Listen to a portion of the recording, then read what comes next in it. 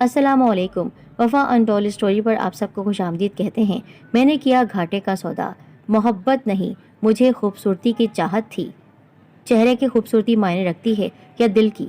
آئیے یہ کہانی سنتے ہیں جو آپ کو حیرت میں مبتلا کر دے گی۔ جاننے کے لیے ہمارے چینل وفا انٹول اسٹوری کو سبسکرائب ضرور کریں اور بیل کو دبائیے۔ میں ایک تنہا لڑکی ہوں، کیا آپ مجھ سے بات کرنا پسند کریں گے؟ دوسری طرف سے پوچھا گیا۔ اس وقت رات کے 11 بجے تھے۔ میں آرام کرنے کے لیے اپنے کمرے میں آیا تھا اور بستر پر لیٹنے ہی والا تھا کہ موبائل کی گھنٹی نے چونکا دیا۔ میرے دوست اور احباب، رشتہ دار وغیرہ عام طور پر مجھے رات 10 بجے کے بعد فون نہیں کرتے، کیونکہ وہ جانتے ہیں کہ میں جلد سو جانے کا عادی ہوں اور صبح جلد اٹھنا یہ میرے معمولات میں شامل ہے۔ پھر یہ کس کا فون ہے؟ نمبر دیکھا، نمبر بھی میرے لیے نیا تھا۔ میں چونک گیا۔ میں نے اس پر توجہ نہیں دی، لائن کاٹ دی۔ جب کچھ دیر بعد دوبارہ بیل ہوئی تو میں نے کال ریسیو کی۔ ہیلو، میں نے اپنی دھیمی آواز میں کہا، اور دوسری طرف سے جو بات کہی گئی وہ یہی تھی، میں ایک تنہا لڑکی ہوں، کیا آپ مجھ سے بات کرنا پسند کریں گے؟ کیا تم مجھے جانتی ہو؟ میں نے پوچھا۔ بہت اچھی طرح۔ آپ انجم جمال ہیں، رائٹر ہیں، میں آپ کی فین ہوں، آپ کی درجنوں کہانیاں پڑھی ہیں میں نے، اور میرا یہ نمبر کہاں سے ملا آپ کو؟ میں نے پوچھا۔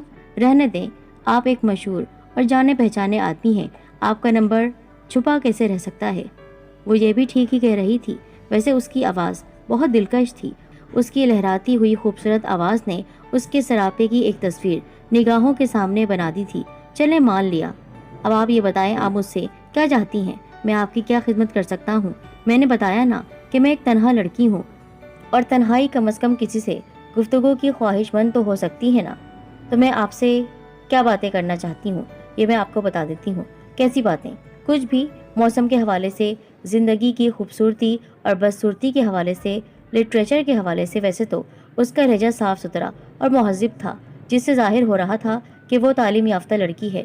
پھر اس نے لٹریچر کی بات کی تو میں چونک گیا۔ لٹریچر کے کس شعبے سے دلچسپی ہے آپ کو؟ ادب برائے زندگی۔ میں ادب برائے ادب کی قائل نہیں ہوں۔ لٹریچر کو زندگی کی عکاسی کرنی چاہیے، ہواؤں میں اپنا وجود نہیں رکھنا چاہیے۔ بہت خوب، فلسفی ہیں آپ۔ میں نے ایک گہری سانس لی۔ اس کا مطلب یہ ہوا کہ میں آپ سے باتیں کر سکتا ہوں۔ خوشی ہوگی مجھے اس طرح، مجھے اس وقت اپنا بہترین دوست مل جائے گا کہ رات کے کچھ لمحے اطمینان سے گزر جائیں، کیونکہ دن تو ہنگاموں کے ہوتے ہیں، دنیا بھر کے مسائل، دنیا بھر کے کام، لیکن رات بے چینی اور تنہائی کی ہوتی ہے۔ ایسے میں اگر باتیں ہوتی رہیں تو اس میں کوئی برائی نہیں ہے۔ ایک بات بتائیں، تنہائی سے کیا مراد ہے آپ کی؟ اپنی ذات میں تنہا یا اپنے ماحول میں تنہا؟ دونوں ہی میں بالکل اکیلی ہوں۔ میرے والدین بھی نہیں ہیں اور نہ ہی کوئی دوسرا رشتہ دار، اور میرا مطلب ہے شادی نہیں، ایسا کوئی رشتہ میری زندگی میں شامل نہیں ہوا۔ بہت ہی اچھی گفتگو کر رہی تھی وہ، اس کی باتوں سے اس کی ذہانت کا اندازہ ہو رہا تھا۔ ہم بہت دیر تک باتیں کرتے رہے۔ اس نے اپنا نام مہا بتایا تھا۔ دوسرے دن اپنے کام کے دوران میں اس کے بارے میں سوچتا رہا۔ اس قسم کی لڑکیاں عام طور پر فرسٹریشن کا شکار ہوتی ہیں، ورنہ اتنی فرصت کہاں ہوتی ہے کہ اتنی دیر تک کسی سے باتیں کی جائے۔ دوسری رات بھی اس کا فون آیا۔ اس نے پھر اس انداز کی گفتگو کی۔ اس بار اس نے اپنے پسندیدہ شاعروں اور ادیبوں کے بارے میں بتایا تھا۔ بلا شبہ بہت اعلیٰ ذوق تھا اس کا۔ انگلش لٹریچر سے لے کر اردو ادب تک اس کی گہری نگاہ تھی۔ اس نے ہنستے ہوئے کہا، جناب یہ مطالعہ کرتے رہنا میری مجبوری ہے، کیونکہ کتابیں تنہائی کی ساتھی ہوتی ہیں۔ میں نے کتابوں سے دوستی کر لی ہے اور اب آپ سے باتیں کرتی رہتی ہوں رات کے اس پہر۔ اس کا فون یوں تو روزانہ ہی اپنے وقت پر آ جایا کرتا تھا، لیکن کبھی کبھی 1-2 دن کا ناغہ بھی ہو جاتا، جس کے بارے میں وہ بتاتی کہ اس کی ایک سہیلی اس سے ملنے کے لیے آ جاتی ہے، جو اس کے گھر سے کچھ فاصلے پر رہتی ہے۔ وہ اس کی موجودگی میں مجھے فون نہیں کرنا چاہتی۔ میں نے ایک بات یہ سن رکھی تھی کہ حسن اور ذہانت ایک ساتھ نہیں ہوتے۔ عام طور پر یہی ہوتا ہے کہ خوبصورت نظر آنے والے یا ذہین لوگ عام طور پر کم صورت ہوتے ہیں۔ تو میرے ذہن میں یہ بات آئی کہ ممکن ہے وہ بھی ایسی ہی ہو، یعنی ذہین تو ہے لیکن حسن نہیں ہوگا اس کے پاس۔ اب یہ سب اس وقت ہو سکتا تھا جب اس سے ملاقات ہوتی۔ میں نے اس کا فون آنے پر جب اس خواہش کا اظہار کیا تو وہ کچھ دیر کے لیے خاموش ہو گئی، جیسے یا تو میری بات بری لگی ہو اس کو یا کچھ ہچکچا رہی ہو۔ کیا بات ہے، آپ خاموش کیوں ہو گئیں؟ میں نے پوچھا۔ شاید میری بات ناگوار محسوس ہوئی ہو۔ نہیں، یہ بات نہیں ہے، اس نے کہا۔ میں یہ سوچ رہی ہوں کہ مجھ سے مل کر آپ کو بہت مایوسی ہوگی۔ وہ کیوں؟ اس لیے کہ میں عام سی صورت شکل کی ہوں، اس نے بتایا۔ بلکہ بدصورت سمجھ لیں۔ ارے یہ کیا بات کر دی تم نے؟ میں اس کا دل رکھنے کے لیے میں اس بار تم پر آ گیا تھا جبکہ آپ جناب ہو رہی تھی۔ اصل خوبصورتی تو انسان کے اندر ہوتی ہے، تمہاری وہ خوبصورتی تو میں دیکھ چکا ہوں۔ چلیں تو پھر 1-2 دن کے بعد جواب دیتی ہوں، اس نے کہا۔ کوئی بات نہیں، سوچ کر بتا دینا۔ 2 دن کے بعد اس کا فون آیا۔ اس نے ملنے پر رضامندی ظاہر کر دی۔ ہماری یہ ملاقات ایک ہوٹل میں طے ہوئی تھی۔ اب سچ تو یہ تھا کہ میرا اس سے ملنے کو دل نہیں چاہ رہا تھا۔ یہ عجیب بات تھی، لیکن سچائی یہ تھی میں نے صرف اس کا دل رکھنے کے لیے اس کے اندر کی خوبصورتی وغیرہ کا فلسفہ بیان کر دیا تھا، یعنی جھوٹ کہا تھا، جبکہ خوبصورتی میرا جنون رہی ہے۔ مجھے حسین چہرے پسند ہیں، میں سدا کا حسن پرست ہوں۔ حسین لڑکیاں مجھے اپنی طرف کھینچتی ہیں۔ جب اس نے اپنے بارے میں یہ بتایا کہ وہ ایک بدصورت سی لڑکی ہے، سانولے رنگ کی، چھوٹی چھوٹی آنکھیں، موٹی سی ناک، اور وہ خود بھی موٹی سی ہے، تو میں اس وقت اس سے اکھڑ گیا۔ میرا دل ہی نہیں چاہ رہا تھا کہ ایسی بدصورت لڑکی سے ملوں۔ ذہین ہے تو کیا ہوا، خوبصورت تو نہیں ہے۔ میری کہانیاں جو میں لکھتا ہوں انسانوں کو خوبصورتی کی جانب بڑھا دیا کرتی ہیں، اور وہ سرے سے خوبصورت تھی ہی نہیں۔ اب ایک طریقہ تو یہ تھا کہ میں گول کر جاؤں، اس سے ملنے ہی نہ جاؤں، جب اس کا فون آئے تو جواب ہی نہ دوں، لیکن یہ بھی غلط تھا۔ تو پھر کیا کرتا؟ بہت دیر سوچنے کے بعد اپنے ایک دوست عدنان فاروقی کا خیال آیا۔ وہ ادیب یا شاعر وغیرہ تو نہیں تھا، لیکن بہت ذہین تھا۔ اس کا مطالعہ بھی بہت اچھا تھا۔ اگر میں ملاقات کے لیے عدنان کو بھیج دوں تو وہ جا کر سچویشن کو سنبھال سکتا ہے، یعنی میری جگہ عدنان چلا جائے۔ یہ ایک فلمی کہانی ہو جاتی۔ میں نے جب عدنان سے یہ بات کی تو وہ بھڑک اٹھا۔ دیکھو، یہ کسی کو دھوکہ دینا ہوا ہے۔ تم اس سے بات کرتے ہو، اس کی خوبصورتی کی تعریف کر چکے ہو، یعنی اندرونی خوبصورتی، تو یہ کیا بات ہوئی کہ اپنی جگہ مجھے بھیج رہے ہو؟ یہ تو غلط ہوا نا۔ میں نے تو بڑی معاملہ فہمی کے ساتھ نرم انداز میں اس سے دور ہونا چاہا ہے۔ میں نے کہا، میں اسے دھوکہ نہیں دے رہا، میں صرف یہ چاہتا ہوں کہ تم اس سے جا کر ملو اور اس سے کہو کہ تم یعنی میں شادی شدہ ہوں اور ہمارے راستے الگ ہیں۔ بے وقوف آدمی، جب ایسا ہی کرنا تھا تو پھر اس بیچاری سے ملنے کی خواہش کیوں کی تھی؟ تم نے ہی کہا تھا نا کہ تمہیں اس سے ملنا ہے، اور جب اس نے اب کہہ دیا کہ وہ بدصورت ہے، سانولی ہے، تمہارے قابل نہیں ہے، تو کیا تم اس سے ملو گے نہیں؟ کیا صرف چہرہ ہی سب کچھ معنی رکھتا ہے؟ اس وقت مجھے کیا معلوم تھا کہ وہ بدصورت ہوگی؟ تم تو میرا مزاج جانتے ہو کہ مجھے خوبصورت لڑکیاں پسند ہیں۔ افسوس ہو رہا ہے تم پر، تم ایک رائٹر ہو، کہانیاں لکھتے ہو اور اس طرح لوگوں کو پرکھ رہے ہو ان کے چہروں سے۔ یار، افسوس بات میں کرتے رہنا، پہلے تو اسے جا کر مل لے بھائی۔ تم کیا سمجھتے ہو وہ اتنی بیوقوف ہوگی کہ آواز بھی نہیں پہچانے گی؟ میرا دعویٰ ہے کہ وہ نہیں پہچانے گی۔ میں نے کہا، پہلی بات تو یہ ہے کہ میری اور تمہاری آوازوں میں کوئی خاص فرق نہیں ہے، اور دوسری بات یہ ہے کہ فون پر آواز کا کوئی خاص پتہ نہیں چلتا، آوازیں بہت حد تک بدل جاتی ہیں۔ عدنان نہیں مان رہا تھا، لیکن میں نے کسی نہ کسی طرح اسے منا ہی لیا۔ وہ بھی ایڈونچر سمجھ کر اس کام کے لیے راضی ہو گیا۔ اچھا، یہ بتاؤ کرنا کیا ہے؟ دیکھو، بات یہ ہے کہ میں اس کا دل توڑنا نہیں چاہتا۔ میں نے کہا، کم از کم فون پر تو نہیں، اس لیے کہہ رہا ہوں کہ تم اس سے ملو اور سلیقے سے سمجھا دو کہ وہ تمہارا یعنی میرا پیچھا چھوڑ دے، اپنی زندگی کی طرف دھیان دے۔ زندگی کے سفر میں کوئی نہ کوئی مل ہی جائے گا۔ یار، تم نے مجھے بہت مشکل میں ڈال دیا ہے، وہ پریشان ہو کر بولا۔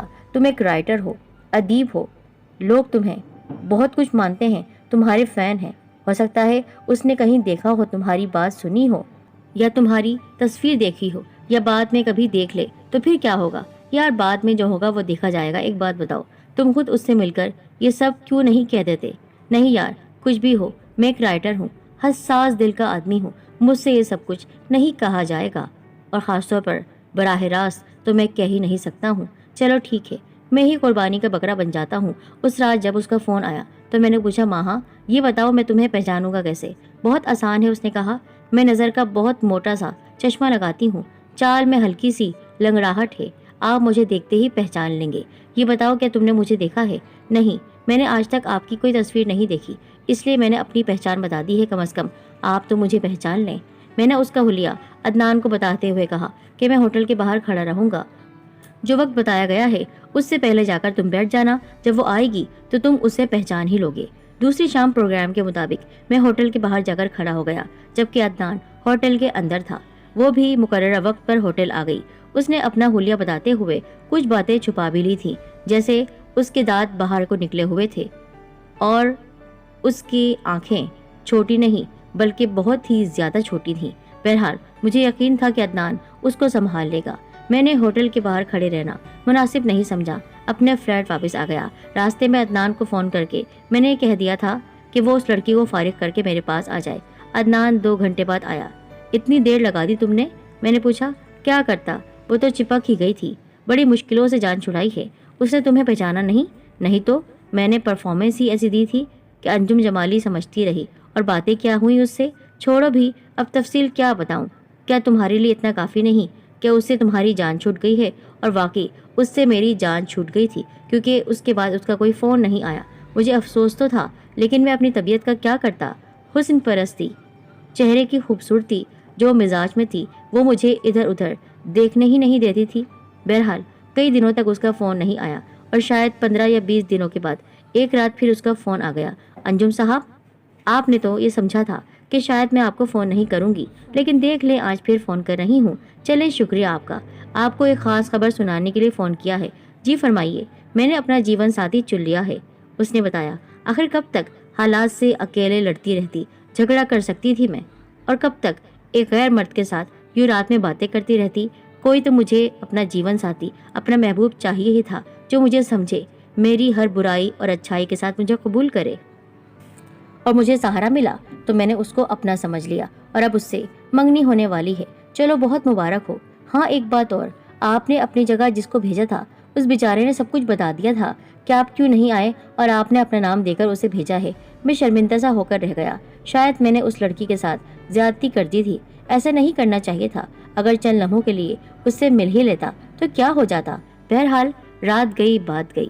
ایک بات اور، آپ نے یہ نہیں پوچھی مجھ سے کہ میری منگنی کس سے ہو رہی ہے؟ چلو، جس سے بھی ہو رہی ہے مبارک ہو۔ ارے سن تو لیں، میری منگنی آپ کے اسی دوست عدنان سے ہو رہی ہے۔ کیا کہہ رہی ہو؟ مجھے ایک شوق سا لگا۔ عدنان سے ہو رہی ہے؟ جی انجم صاحب، اب میں آپ کی یہ خوش فہمی دور کر دوں کہ صرف شاعر اور رائٹرز ہی حساس دل کے نہیں ہوتے، عام لوگ بھی ہوتے ہیں۔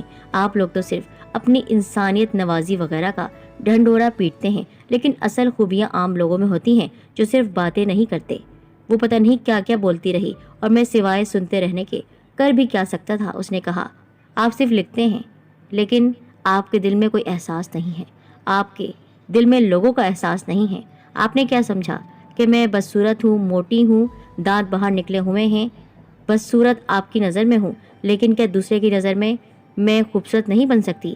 آپ کے اس دوست نے مجھے میری ہر برائی کے ساتھ قبول کیا ہے، اور میں اس لیے اس کو اپنا جیون ساتھی بنا رہی ہوں، اور شکریہ آپ کا ادا کرنا چاہتی ہوں کہ آپ کی وجہ سے مجھے ایک اچھا انسان مل گیا۔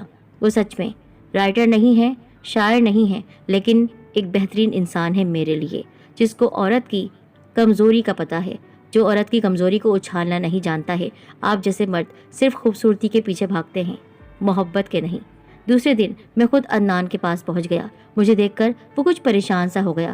بے وقوف آدمی، تم نے مجھے کیوں نہیں بتایا کہ تم اس سے منگنی کر رہے ہو؟ یار، میں کچھ شرمندگی سی محسوس کر رہا تھا، اس نے بتایا۔ کیسی شرمندگی؟ یہی کہ میں تمہاری طرف سے وہاں گیا تھا اور خود اس کو پسند کر بیٹھا۔ لیکن کیوں؟ مجھے تو اس بات پر حیرت ہے کہ تم نے ایسا فیصلہ کیوں کیا؟ اس لیے دوست کہ مجھے اس کی تنہائی اور بے بسی نہیں دیکھی گئی، عدنان نے کہا۔ بہرحال اب اتنا کرو کہ میری منگنی کی مبارکباد دو اور منگنی میں شریک ہو جاؤ۔ ضرور، یہ بھی کوئی کہنے کی بات ہے۔ میں مسکرا کر اس سے لپٹ گیا۔ میں دل میں خوش ہو رہا تھا۔ چلو، بڑا اچھا تیر مارا۔ اپنے دوست کو میں نے اپنی جگہ بھیج دیا، اور وہ بلا اس کے سر پر نازل ہو گئی۔ اگلے ہفتے اس کی منگنی تھی۔ میں کسی وجہ سے اس میں شریک نہیں ہو سکا، لیکن مبارکباد کا پیغام ضرور دیا۔ دوسرے دن اس نے فون پر بتایا کہ ہم نے ایک ہوٹل میں ایک چھوٹی سی گیٹ ٹوگیدر رکھی ہے دوستوں کی، اور تجھے ہر حال میں آنا ہے۔ بہرحال اس کے اصرار پر میں ہوٹل پہنچ گیا۔ میں نے دونوں کے لیے تحفے بھی لے لیے تھے، اور جب میں نے ہوٹل پہنچ کر اس لڑکی کو دیکھا تو میری آنکھیں کھلی کی کھلی رہ گئی۔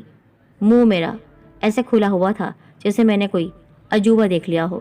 وہ تو بہت ہی خوبصورت لڑکی تھی، بہت ہی دلکش۔ اس کے ساتھ وہ بھی تھی جس کو میں نے ہوٹل کے گیٹ پر دیکھا تھا، موٹی سی، سانولی سی، دانت باہر کو نکلے ہوئے۔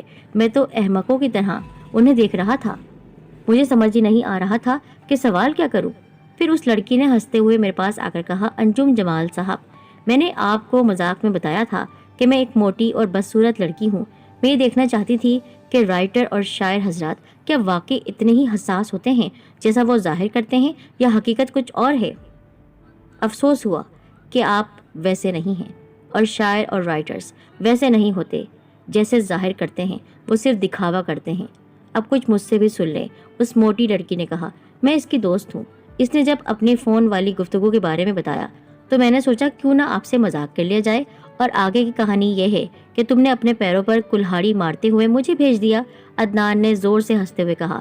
انجم جمالی صاحب، افسوس ہے کہ آپ نے ہارون رشید اور بہلول دانا والا واقعہ نہیں سنا، ورنہ آپ بھی اندیکھی کا سودا کر لیتے۔ کبھی کبھی اندیکھی کے سودے میں بہت فائدہ ہوتا ہے۔ وہ بولتے رہے اور میں سنتا رہا۔ اب تو میں صرف سن ہی سکتا تھا۔ اب تو ان دونوں کی شادی بھی ہو چکی ہے، دونوں اچھی اور بہترین زندگی گزار رہے ہیں، اور میں پھر سے کسی انجانی کال کا منتظر ہوں۔ شاید کسی لڑکی کا پھر سے فون آ جائے، کوئی اندیکھی حسینہ میرے خوابوں میں جو آتی ہے